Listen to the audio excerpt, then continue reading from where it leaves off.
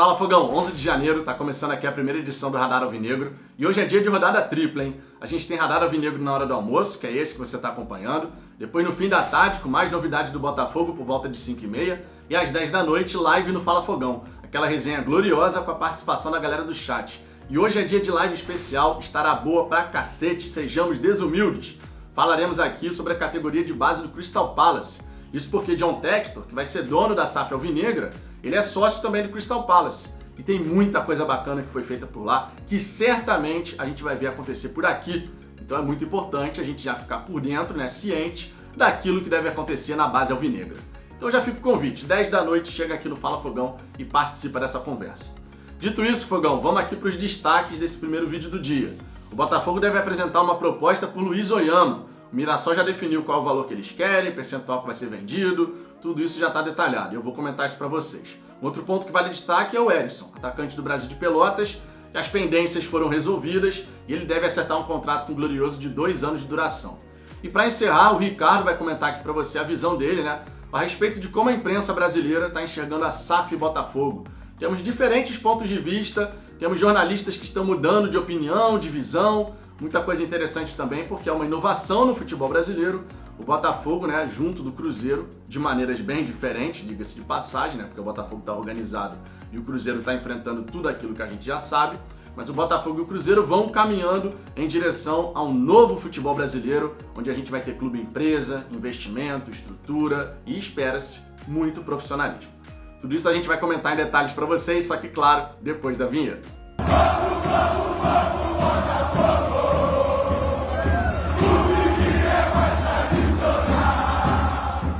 Vamos lá, Fogão, para começo de conversa, aquele pedido especial, deixa o seu like, isso é muito importante. Cada vez que você deixa o like num vídeo aqui no canal, você sinaliza para o YouTube que esse conteúdo é relevante para outros torcedores como você. Então Fala Fogão vai crescendo porque você deixa o like, isso é realmente muito importante, deixa o like aí. Se você não for inscrito no Fala Fogão para começo de conversa, isso é um absurdo, se inscreve aí, nos ajude a crescer. Já ultrapassamos os 12.600, rumo aos 13.000, nosso próximo degrau, mais uma marca importante que em breve será alcançada, rumo aos 20.000, o grande alvo desse primeiro semestre. E com a ajuda de vocês a gente vai chegar lá. Para se inscrever é bem tranquilo, basta você clicar no botão inscrever-se que está aqui abaixo do vídeo. Aproveita depois e clica no sininho que vai aparecer ao lado, assim você vai ativar todas as notificações para receber um alerta quando tiver conteúdo novo aqui no Fala Fogão. Dito isso, vamos em frente para o nosso primeiro destaque. E eu quero começar falando aqui a respeito dessa proposta que o Botafogo deve oferecer ao Mirassol para poder fazer a aquisição de Luiz Oyama. O Botafogo perdeu a prioridade, né, em relação a qualquer outra proposta, o contrato de empréstimo se encerrou 31 de dezembro e com isso a gente perdeu aquela prioridade, né, aquela preferência, digamos assim. Agora o Botafogo faz a oferta e se chegar uma outra oferta para o Mirassol é leilão, né, mas pelo que tudo indica não tem leilão existindo nesse momento. O Mirassol quer 3,5 milhões de reais por 60% do atleta. Já o Botafogo no primeiro momento tinha oferecido 1 milhão de reais por 28%, o que foi rejeitado pelo Mirassol. E agora, o Ducésio Melo e o Jorge Braga vão apresentar essa nova proposta à equipe paulista, justamente porque o Botafogo tem interesse na manutenção de Oyama. Nas redes sociais eu já vi torcedor falando que o Luiz Oyama não vale esse investimento. E aqui, Fogão, a gente tem que pensar o seguinte: 3,5 milhões por 60%. Significa dizer que de fato vai ser o valor que o Botafogo vai chegar para o Mirassol? Não. É a pedida do Mirassol. E negociação é assim que funciona. O Botafogo tentou com 1 milhão, o Mirassol, pô, você tá de brincadeira, 1 milhão não, 1 milhão não quero. Quero 3,5 milhões. O Botafogo pode chegar agora, de repente, com 2,7 milhões, para tentar chegar ali no meio termo. É normal de negociação. O que vale aqui destacar, Fogão, é o seguinte: Oyama tem qualidade. Oyama tem qualidade e tem uma idade muito boa ainda. Ele tá com 24, vai completar 25 anos agora em janeiro, se não me falha a memória. Se não me falha a memória, final de janeiro ele completa 25 anos. Mas é uma idade boa ainda, pensando em transferência, né, em revenda. Você adquire o jogador, se ele se destacar muito na Série A e tem qualidade técnica para isso, né, se ele conseguir dar esse salto de qualidade da Série B para a Série A, e eu acredito que ele tem essa capacidade, o valor de mercado dele, ó, aumenta bastante. Então o Botafogo pode estar adquirindo um atleta agora que mais adiante vai nos render muito mais. Sempre lembrando que o Botafogo agora, né, com dívidas estruturadas, sem precisar ficar vendendo um jogador para pagar a conta que já está atrasada, a gente vai poder vender os atletas, nossos ativos, pelo valor correto. Esse é um ponto muito importante da gente lembrar. Porque a recordação que a gente tem é aquela, né? O Botafogo vai vender o jogador.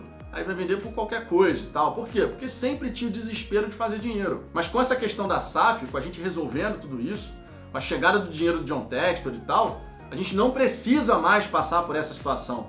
Então a gente faz a compra do Oyama, ele se destaca. Chegando uma proposta, o Botafogo vai negociar sim, em pé de igualdade. Você quer comprar meu jogador? Então você oferece o que ele vale. Então a gente vai mudar o nível das nossas negociações. Isso é uma tendência natural de acontecer. Isso é uma tendência natural. Agora, o que a gente tem que debater aqui é: o Oyama tem qualidade técnica para agregar nesse elenco do Botafogo, mesmo a gente imaginando a chegada de 5, 6, 7 jogadores para serem titulares? Sim, na minha visão, sim. O Oyama tem capacidade para, pelo menos, compor um elenco com muita qualidade. Pelo menos, tá? É a minha visão. Logicamente, visão de futebol, cada um tem a sua. Eu, por exemplo, não gostei da permanência do Barreto, da vinda do Fabinho. Não vi sentido se a gente vai conseguir contratar outros jogadores que podem fazer essa função que eles fazem com mais qualidade, tá? Eu, por exemplo, na minha opinião, você pode discordar plenamente da minha opinião e faz parte, é questão de gosto, é questão de gostar da característica desse e daquele, normal. A mesma coisa vale, por exemplo, pro Herisson, atacante do Brasil de Pelotas. Tem muito torcedor que fala, pô, vai trazer o cara do Brasil de Pelotas, que não sei o quê. Na minha opinião, vale a pena, Fogão, pelo seguinte: é um jovem atacante, 22 anos, o Brasil de Pelotas, na última colocação da Série B, que fez 23 gols em todo o campeonato, ele chegou para o segundo turno e foi responsável por 1/3 dos gols da equipe. Ele marcou 8 gols dos 23, 1/3 dos gols do Brasil de Pelotas. Uma equipe que tinha uma dificuldade tremenda de criar, saiu dos pés do Herisson. Então é um jovem jogador que demonstra potencial. E o Botafogo está fazendo uma aposta, sim, é uma aposta. Mas é uma aposta que pode nos dar um retorno para lá de considerável, porque é jovem, atacante, vai que ele se destaca fazendo um monte de gol. O valor de mercado dele vai fazer o quê? Lá para cima. E o Botafogo vai ter a capacidade de fazer dinheiro com o jogador. A informação é que ele vai assinar um contrato com o Botafogo de 2 anos de duração, né? E aí a gente só fica naquela dúvida, né? Você deve lembrar que no primeiro momento a gente teve problema de legislação. A Kirin Soccer, um grupo de investidores, faria a compra do Herisson junto ao 15 de Piracicaba e repassaria o Botafogo. Só que a lei não permite esse tipo de negócio assim. Um grupo de investidores deter percentual de direito econômico de um atleta. Então essa questão de como foi resolvido não ficou muito claro, tá? Não ficou muito claro. O staff do jogador estava conversando com o departamento jurídico do Botafogo, chegaram num entendimento e o jogador então deve reforçar o Glorioso nessa próxima temporada. Mas como que ficou essa questão de quem vai pagar, como vai pagar, isso realmente não ficou muito claro ainda. Acredito que com o anúncio do atleta, aí sim, essas informações sejam mais destrinchadas, tá? Esse é um ponto aqui bem importante. Mas eu vejo com bons olhos, tá, Fogão? Eu vejo com bons olhos Oyama e Herisson. De verdade mesmo. A gente tem que lembrar que o Botafogo vai montar um bom time, né? Segundo palavras de John Textor, mas tudo faz parte de um processo de trabalho. É um processo de trabalho. Nenhum time no mundo que é adquirido, como é o caso que está acontecendo com o Botafogo agora, ele já na primeira temporada tem um timaço, um elenco assim extraordinário. É um processo, você vai fazendo as contratações, daqui a pouco os jogadores que não performam bem você empresta, vende, dispensa, e aí com o passar do tempo você tem uma transformação total no seu elenco, não apenas no time. O que a gente deve ter de transformação nessa temporada deve ser no time, no 11 inicial. O Botafogo deve de repente contratar o quê? 5, 6, 7 jogadores de qualidade acima para serem titulares, para poder dar aquele salto de competitividade? Imagino que isso possa acontecer. Mas a gente tem que ter um elenco, a gente tem que ter um entorno com jovens jogadores da nossa base, com essas apostas que o Botafogo trouxe, Breno, Vinícius Lopes, o Herisson que está para chegar, com o retorno do Luiz Oyama. Tudo isso ajuda, composição de elenco. A gente não pode ter apenas o 11 inicial, também tem que ter outros jogadores ali no elenco capazes de entrar e contribuir. Esse é um ponto bem importante. E ao longo dos anos, aí sim a gente vai de repente ter a capacidade de ter um elenco que tenha mais peças ali, para a gente não ficar só no 11 inicial, certo? Mas é um processo, a gente tem que lembrar disso. Para fechar, Fogão, eu quero passar a palavra aqui para o Ricardo, para ele poder comentar a respeito dessa relação imprensa tradicional, olhando para a SAF do Botafogo e o que estão pensando a respeito da SAF do Botafogo. Contigo, Ricardo. Obviamente é um assunto que vai gerar algum tipo de divergência, vai ter gente que vai ser muito a favor, vai ter gente que vai ser muito contra. De novo, natural, até mesmo dentro da torcida do Botafogo, tem algumas pessoas que estão super empolgadas, outras que estão mais ou menos, outras que estão, segurando a onda, então a imprensa só segue o fluxo também. Mas a gente pode destacar aqui que de maneira geral a imprensa tem sido até bastante receptiva com a SAF do Botafogo. A gente pode pegar o Cappello, que obviamente no começo ele estava um pouco reticente, mas hoje em dia ele já vê de uma forma diferente.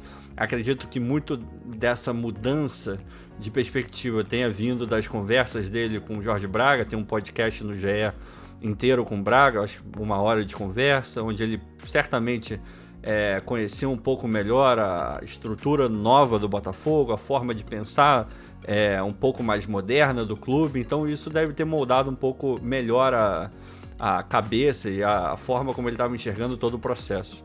E obviamente, se você fizer um paralelo com o Cruzeiro, da forma como eles estão conduzindo a transformação em sociedade anônima do futebol, fica muito claro que o Botafogo está na frente. É inegável que você vai olhar para lá e enxergar que o dever de casa da gente começou a ser feito muito lá atrás, principalmente desde a chegada do Jorge Braga.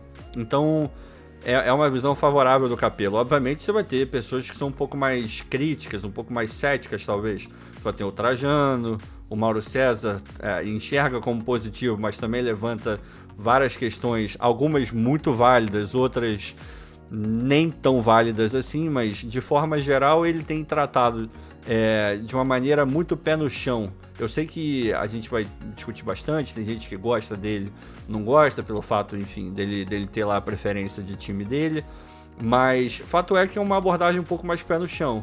Agora, o Trajano, por exemplo, é uma abordagem totalmente contra, ele não gosta disso, ele não quer isso. SAF para ele é balela, é um negócio que não vai funcionar, enfim. Só aí eu trouxe 3 abordagens diferentes, a do Cappello, a do Mauro e a do José Trajano. Então, é óbvio que é um assunto que gera debate, mas de maneira geral, eu acredito que a gente possa falar sim que a questão SAF Botafogo tem sido bem conduzida e bem enxergada pela imprensa tradicional. Muito disso, acredito que a gente possa colocar na conta do perfil do Textor, porque é um cara que claramente vem com uma mentalidade diferente, claramente vem com uma mentalidade de scout, de trazer ciência, de responsabilidade com gasto, de saber prospectar novos talentos, e tudo isso, obviamente, por ser tudo aquilo que a gente sempre sonhou e tudo que a grande imprensa vem pregando como o ideal para o futebol brasileiro, é natural que, a ouvir esse tipo de coisa do cara que está comprando a operação do futebol do Botafogo, a imprensa gosta do que está ouvindo, assim como nós também adoramos ter ouvido a entrevista que ele deu para o Sport TV. Então, de maneira geral, tem sido positiva, muito positiva. A gente espera que o Botafogo de fato consiga trazer o discurso para a realidade. Fazendo isso, todo mundo ganha. A gente ganha porque obviamente a gente vai ver um clube muito mais forte. A imprensa vai ganhar porque vai ter um belo de um case para poder cobrar mudança em outros lugares e de uma forma mais ampla mudar o futebol brasileiro, e obviamente para o Textor, que vai estar fazendo o que ele se propôs a fazer, que é de fato mudar a realidade de um clube gigantesco e fazer com que ele saia do mercado nacional brasileiro e seja expandido para todo mundo. Mas é isso, Fogão, são esses os destaques que a gente queria trazer aqui pra você. Eu espero que você tenha gostado desse vídeo. 5h30 da tarde, por volta de 5h30 da tarde, estarei de volta aqui com mais novidades do Glorioso. Então já fica o convite. Volta aqui no fim da tarde e às 10 da noite, live especial. Vai estar boa demais, também chega aqui no canal. Um grande abraço e até daqui a pouco.